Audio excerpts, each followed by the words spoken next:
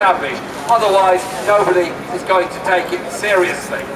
And if there is to be an end to illegal wars, an end to invasions, an end to the killing of large numbers of wholly innocent people, then there has to be international legal processes against those that take us into these desperately ghastly illegal wars. That's why we're here today, demanding Chilcot goes to the heart of the matter and gets the answers, and those that prove to be guilty of this illegal war are brought before the International War Tribunal in The Hague.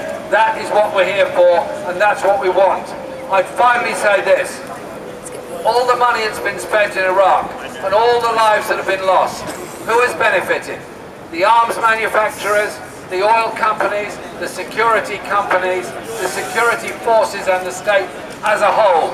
It's up to us to look for a world based on peace, based on justice, based on the sharing of resources, not the war to grab resources from those that desperately need them. Well done for being here. Stick with it for peace, stick with it for justice, stick with it for a better, safer and fairer world. Thank you. Thanks very much, Jeremy. Stop the War has, from the very start of this campaign, been working very closely with the Campaign for Nuclear Disarmament. On their behalf, I'd like to introduce Bruce Kent.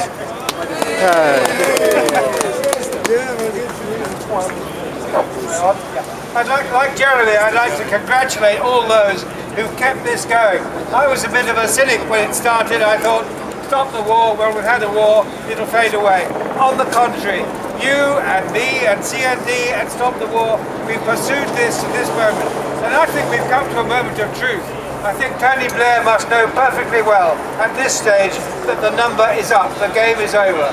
When his fellow members of the establishment begin to turn on him in their gentle way, then we know that he's had it, and he's got to live for the rest of his life with a conscience of what he's done.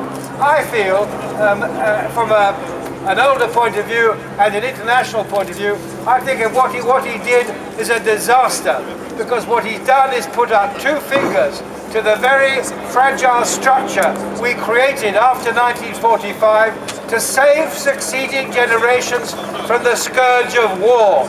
And there was nothing in it about with false vetoes or whatever, or he can get it through. It is as clear as a bell. Read Chapter 7 of the UN Charter.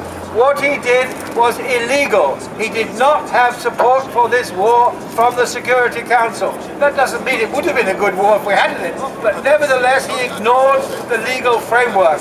And how many other thugs and bandits around the world will say, oh, well, he can do it in Britain, what about us? We can do it as well. I'm delighted we're here today. I think we all should stick together to make sure we build a world where law works, and those who disregard law are punished for so doing. That seems to me very important. And we've got to make sure that we don't go into casual, stupid wars in the future, that we spend the resources we've got.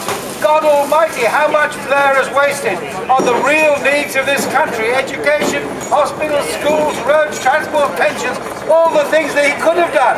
He had it in his hand to do in 1997. He could have done it, and he wasted it all on a war. It's a tragic moment, really. And the man, I think, will be in disgrace, and that's what he's got to live with. Thank you very much for coming along.